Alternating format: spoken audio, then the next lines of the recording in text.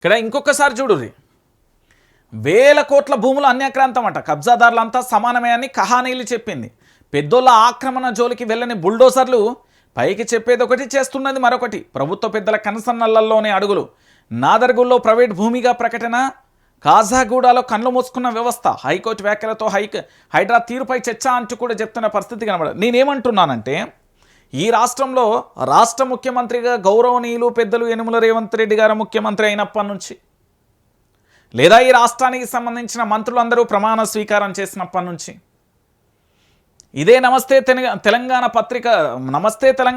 పత్రికలో వచ్చిన అంశాలు కావచ్చు, లేదా నేను మళ్ళీ చెప్తున్నా, లేదా ఈ పత్రిక కాకుండా ఇతర పత్రికలలో వచ్చిన, సోషల్ మాధ్యమాలలో వచ్చిన కబ్జాలకు సంబంధించిన పర్వం, సెటిల్మెంట్లకు సంబంధించిన పర్వం కోకొల్లలుగా వచ్చాయనేది వాస్తవం. రాష్ట్ర ముఖ్యమంత్రి గారు ఉన్నారు, వారి యొక్క సంబంధించిన ఖాందాన్ మొత్తం ఉన్నది, ఈ పక్కన ఇంకో పక్కన ప్రైవేట్ వ్యవస్థ ఉన్నది, ఇక్కడ షాడో సీఎం ఉన్నాడు, ఈ ఖాందాన్ వేరు. మళ్ళీ మరి వీటన్నింటినీ కూడా హైడ్రా ఎందుకు పరిగణలోకి తీసుకోలేదు? వీటన్నింటి విషయాలలో ఎందుకు హైడ్రా చర్చించలేదు? ఇది సమాధానం చెప్పాల్సిన అవసరం ఉంది. ఇక ఇక్కడ రిలేటెడ్గా చూడండి, పేదోళ్ళపైనే హైడ్రా పెద్దోళ్లకు దాసోహం అవుతుంది. ఎందుకు నేను ఈ మాట చెప్తున్నా అంటే, ఫాతిమా కాలేజ్ జోలికి ఎందుకు వెళ్ళలే? అదేదో ఒక ఛానల్లో రంగనాథ్ గారు కూర్చొని నిలబడి, ఇలాగే టేబుల్ మీద నిలబడి అట్లా టీవీ పెడతారు, పక్కన యాంకర్ ఉంటాడు, ఆయన ప్రశ్న అడుగుతాడు, ఇది ఫాతిమా కాలేజ్ సార్, ఇది స్వయాన చెరువులోనే ఉంది, చాలా స్పష్టంగా కూడా కనబడుతుంది, మీరు చూడండి అంటే, లేదు అది ఎఫ్టీఎల్ పరిధిలో లేదు, బఫర్ జోన్లో లేదు, ఎక్కడ లేదని చెప్తాడు. కండ్లు మోసుకున్న ప్రజాస్వామ్యమా, కండ్లు కనిపించని రాజ్యాంగమా అనేది, అంటే కళ్ళు కనిపించకుండా రాజ్యాంగం అనేది లేదనుకొని మమ్మల్ని ప్రజలను మభ్యపెట్టే ప్రయత్నం చేస్తున్నారా? ఇక్కడ రాజ్యాంగం ఉంది, ప్రజాస్వామ్యం ఉంది, ప్రజలు ఉన్నారు, చట్టాలు ఉన్నాయి, శాఖలు ఉన్నాయి, ఇంతమంది చూస్తున్నారు. ఫాతిమా కాలేజీ చెరువులో ఉందని అందరికీ తెలుసు, లేదు అని ఎలా చెప్తారు? లేదు అనే మాట ఎట్లొస్తుంది?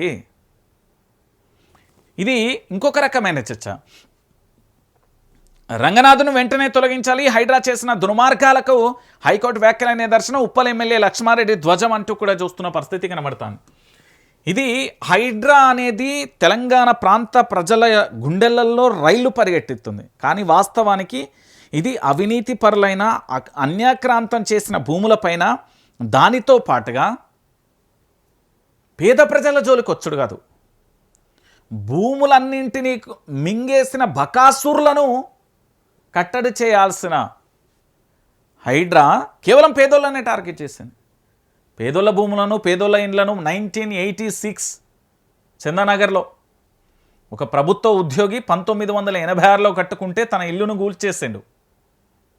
ఇలాంటి సజీవమైన సాక్ష్యాలు ఎన్నో ఉన్నాయి, చెప్పుకుంటూ పోతే సరిపోదు, సమయమే సరిపోదు, కాలం కూడా సరిపోదు, అంత భయంకరంగా చేసింది. హైడ్రా విధ్వంసం భయానకరం.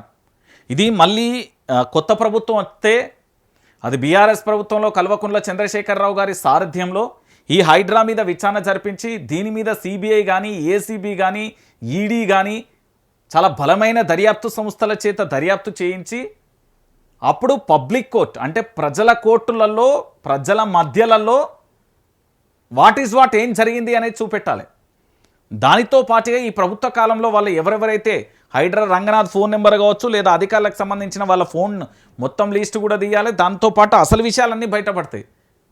అధికారిగా ఉన్న రంగనాథ్ గారు ఎన్ని రోజులు, ఎన్ని గంటలు, ఎన్ని నిమిషాలు, ఎన్ని సెకండ్లు హైడ్రా కమిషనర్గా ఉన్నారు, వారు ఎవరెవరిని కలిసిండు, ఎవరెవరు వారిని కలిసిండు, అపాయింట్మెంట్స్, వారు ఎక్కడెక్కడ విజిట్ చేసిండు, ఆ తర్వాత అక్కడ ఏం జరిగింది అనేది రాబోయే ప్రభుత్వం దీని మీద నిర్ణయాత్మకమైన ఆలోచన పరంగా తీసుకొని దర్యాప్తు చేయాలి.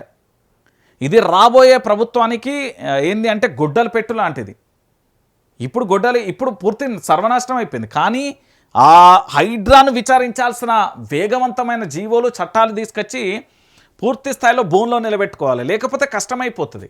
ఇగో ప్రభుత్వానికి సంబంధించిన మంత్రులు ఏం మాట్లాడుతున్నారు, ఇగో చూడుర్రి.